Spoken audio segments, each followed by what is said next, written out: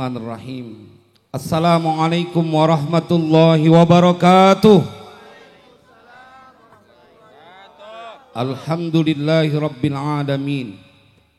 Allahumma salli wa sallim ala sayyidina Muhammad wa ala ali sayyidina Muhammad.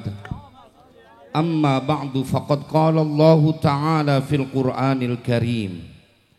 A'udzu billahi minasy syaithanir rajim. Wa'lamu anna fikum Rasulullah law yuti'ukum fi katsirin minal amri la'anittum walakinnallaha habbaba ilaikumul imana wa zayyanahu fi qulubikum wa karraha ilaikumul kufra wal fusuqa wal isyan ulaika humur rasyidun. Shadaqallahul azim. Ayyuhal jam'ul karim, para pengharap ampunan dan keridhaan dari Allah subhanahu wa ta'ala, para pencinta baginda Rasulullah sallallahu alaihi wasallam yang semoga Allah berikan kita istiqamah mencintai sang Nabi hingga akhir hayat nanti, dikumpulkan bersama beliau yang mulia baginda Rasulullah sallallahu alaihi wasallam. Yang terhormat Al-Mukarram wal Muhtaram Al-Habib Zain bin Umar Al-Attas yang memberikan kembali kesempatan kepada saya berdiri di mimbar ini. Semoga Allah terus berikan keberkahan kepada beliau. Al-Mukarram wal Muhtaram Al-Habib Ja'far bin Bakir Al-Attas, Al-Habib Ali Zain Al-Abidin, Al-Habib Alwi bin Muhammad Al-Attas, serta para habaib yang begitu banyak yang maafkan saya tak kuasa menyebutkan namanya satu persatu, namun insya Allah tidak mengurangi rasa hormat saya kepada beliau-beliau. Jamaah, saya datang tatkala kita bersama Mahallul Qiyam. Tak berhenti saya meneteskan air mata saat kita bersama-sama Mahallul Qiyam. Rasanya kita perlu bersyukur, berterima kasih kepada guru kita Habib Zain bin Umar Al-Attas yang sebab ikhtiar beliau kita kumpul di tempat ini. Karena saya yakinkan siapapun yang hadir di tempat ini, dia akan mendapatkan pertolongan dari Allah. Yang sedang susah Allah hilangkan dan diganti dengan kemudahan. Yang sedang sakit Allah berikan kesembuhan. Saya yakin betul siapapun di tempat ini yang sedang kebingungan untuk bayar hutang, Allah berikan kemudahan dalam lunasinya. Saya akan bertanggungjawabkan kenapa saya mempunyai keyakinan itu. Karena kemuliaan ini majelis jamaah sekalian yang berbahagia. Bayangkan ketika Allah menceritakan di dalam Al-Quran perihal baginda Rasulullah sallallahu alaihi wasallam. Saat orang-orang Yahudi mereka dalam kesusahan, kalah dalam peperangan, tetapi kemudian menyebut nama baginda Rasulullah, Allah berikan pertolongan dan Allah berikan kemenangan. Ini orang Yahudi yang bercerita Allah langsung di dalam Al-Quran. Yang menceritakan perihal ini adalah dia yang menguasai semesta raya.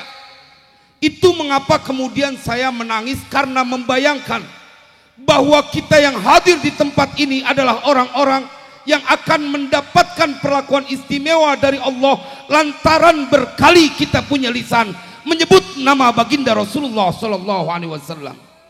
Sallu 'alan nabi. Sallu 'alan nabi.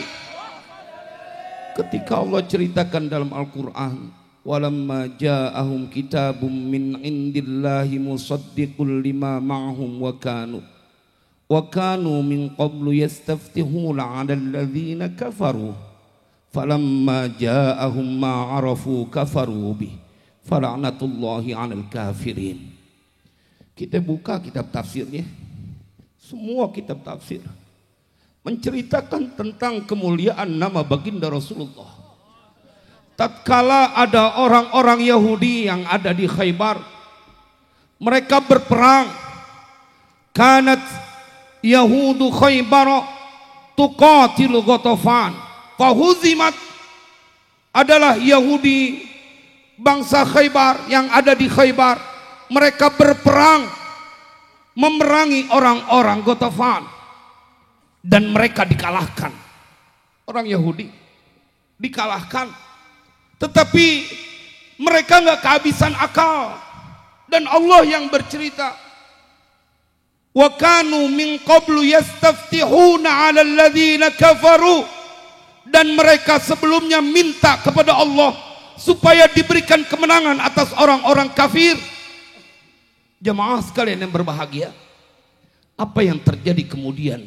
Mereka nggak kehabisan akal dan berdoa, Allahumma inna nas'aluka bihaqqin nabiyil ummiyil ladzi akhrajtahu lana fi akhiriz zamani illa tansuruna alaihim.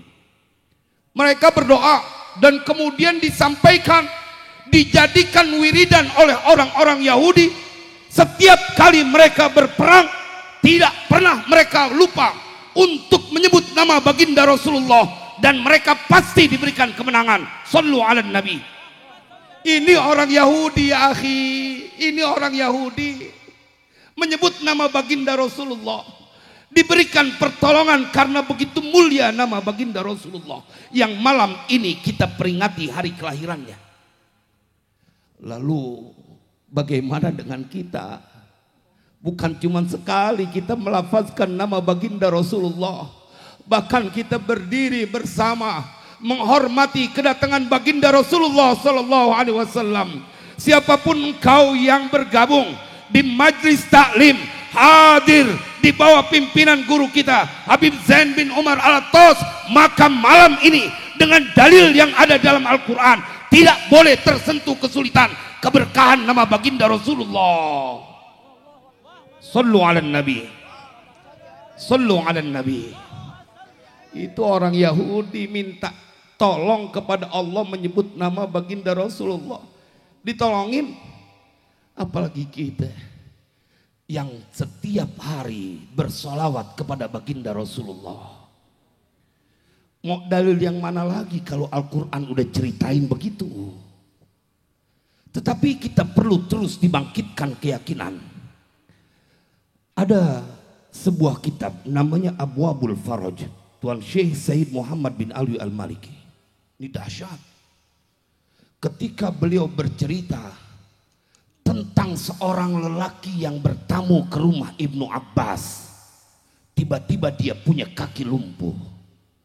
Khadarat rijlu rajulin inda Ibnu Abbas. Lumpuh dia punya kaki saat bertamu ke rumah Ibnu Abbas. Maka berkata Ibnu Abbas, "Ulkur ahabban nasi ilaik." Sebutkan manusia yang paling kau cintai. Lelaki yang lumpuh kakinya itu kemudian segera mengucapkan nama Nabiuna Muhammad sallallahu alaihi wasallam. Lalu apa yang terjadi? Fadhahaba khadaruhu. Seketika hilanglah lumpuhnya. Dia bisa berjalan lagi dengan kemuliaan nama baginda Rasulullah. Jamaah sekalian berbahagia, ini majlis bukan majlis sembarangan. Ini majlis akan menghilangkan kesusahan di dunia, di alam kubur, dan ketika nanti dibangkitkan. Ada sebuah kitab namanya Hadaikul Aulia, karya Tuan Syekh Ibnul Mulaqin. Saya akan penuhi majlis ini dengan dalil supaya engkau menjadi orang yang bersyukur tatkala berkumpul di tempat ini, dan bukan sekedar karena kemauan kita. Bukan Bu, Bapak, bukan karena kemauan kita doang. Ayatnya tadi saya baca di awal surat Al-Hujurat. Cinta kepada baginda Rasulullah bukan otomatis terjadi. Bukan dia mahabbatun tabi'iyatun, bukan. Kalau ada seorang ibu yang dia melahirkan seorang anak, kemudian timbul rasa sayangnya, rela mengorbankan apapun untuk anaknya, itu namanya cinta yang terlahir secara otomatis, naluri seorang ibu, naluri seorang ayah. Ada orang yang baru beli mobil, kemudian disayang-sayang tuh mobilnya, bukan karena dia adalah pemberian dari Tuhan, tetapi otomatis setiap kau punya sesuatu benda yang baru, engkau akan mencintainya. Berbeda ya ikhwani, saat engkau mencintai baginda Rasulullah, bukan karena kemauanmu. Karena itu banyak orang yang mengaku umat Nabi Muhammad, tetapi mereka mendustakan dalam perbuatannya. Wa'lamu anna fikum Rasulullah. Jemaah, Allah yang ceritakan dalam Al-Quran, "Lau yuti'ukum fi katsirin minal amri la'anittum walakinnallaha habbaba ilaikumul iman wa zayyanahu fi qulubikum." Nggak bisa dibantah, Allah yang telah membuat kecintaan di dalam hatimu akan iman, dan Allah menghiasinya di hati kalian.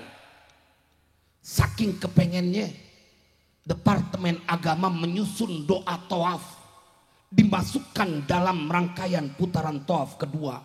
Allahumma habib ilainal iman wa zayyinhu fi qulubina wa karrih ilainal kufra wal fusuqa wal isyan waj'alna minar rasyidin. Itu putaran kedua dalam tawaf umroh maupun tawaf haji.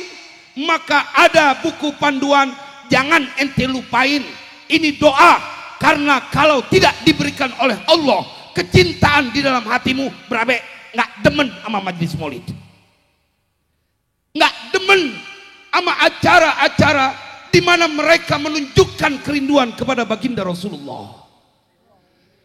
Jemaah, berjam-jam kita di sini, yang di bawah tenda maupun yang di luar tenda, kagak kepikiran lagi di depannya kuburan.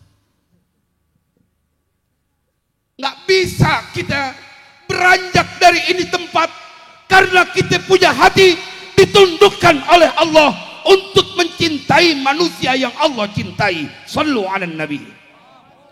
Jadi siapapun yang hadir di tempat ini bukan orang sembarangan. Nanti saya akan sampaikan bahwa bangsa malaikat angkat topi dengan umat Nabi Muhammad. Bangsa malaikat angkat topi sama umat Nabi Muhammad. Tetapi dalam kitab Hadaikul Aulia yang saya ingin sampaikan, ada seorang wali, gurunya para wali, muridnya Imam Hasan Al-Basri. Beliau dibikin kebingungan, diceritakan oleh Ibnul Mulakin. Kenapa? Karena beliau punya seorang tetangga, kana lana khadimun yakhdumus sultan. Di sekitar kami ada seorang pejabat pemerintah, wa huwa ma'rufun bil fasadi wal ghaflati anillah. Ini orang terkenal dengan kejahatannya, antek pemerintah yang diceritakan oleh Tuan Syekh Abdul Wahid bin Zaid.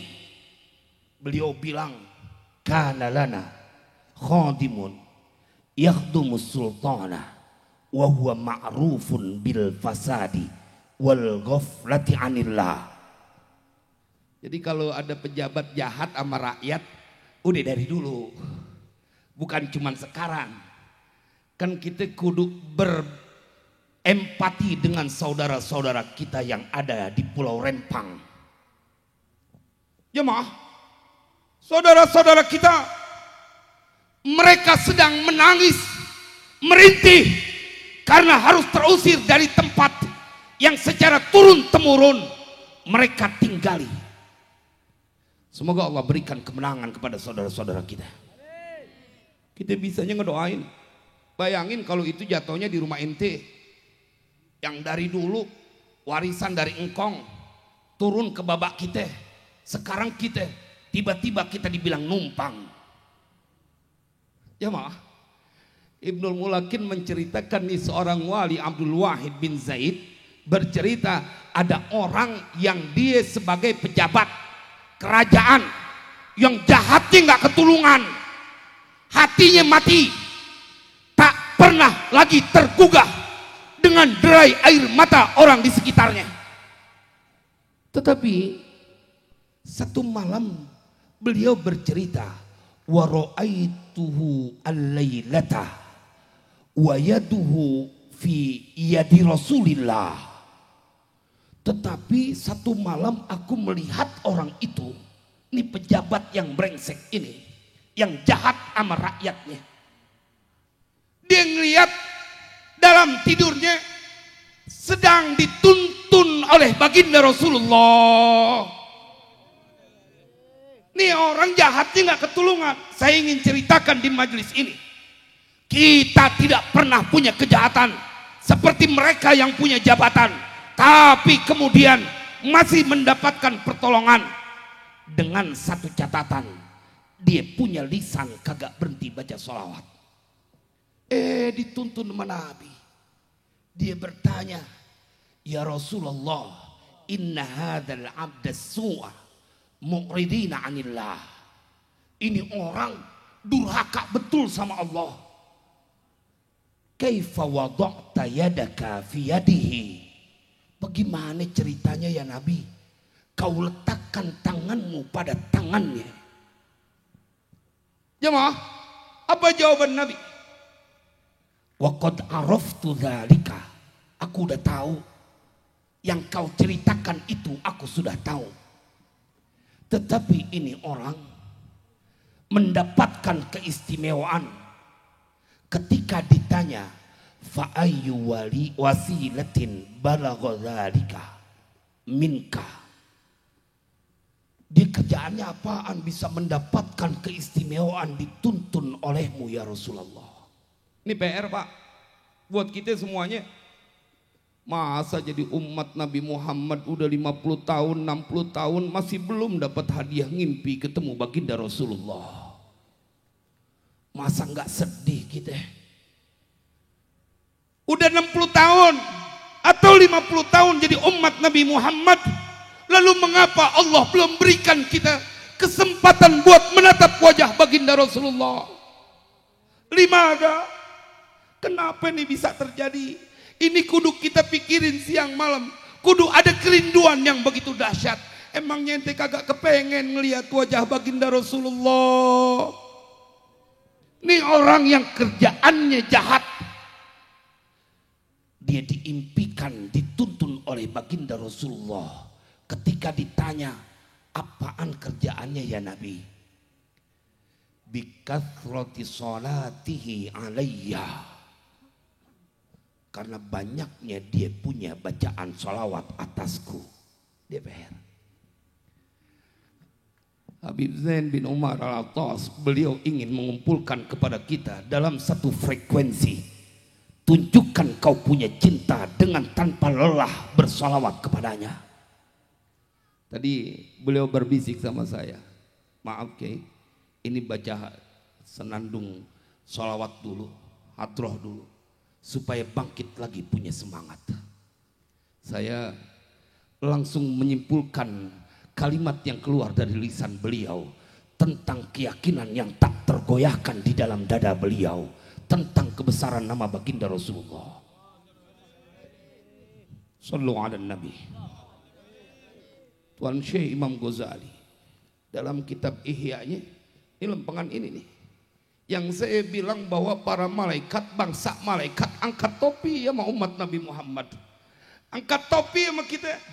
Saya mau tanya kepada jamaah sekalian yang ada di sini, seandainya ada baginda Rasulullah bersama kita malam ini, apakah kita akan tetap mendampinginya kendati pun bertaruh nyawa? Berani kita berkorban untuk Nabi? Bertaruh nyawa berani kita untuk Nabi? Ini yang gak disanggupin sama para malaikat. Ketika Imam Ghazali bercerita dalam kitab Ihya-nya bahwa Allah mewahyukan gak tanggung-tanggung kepada malaikat Jibril dan Mikail.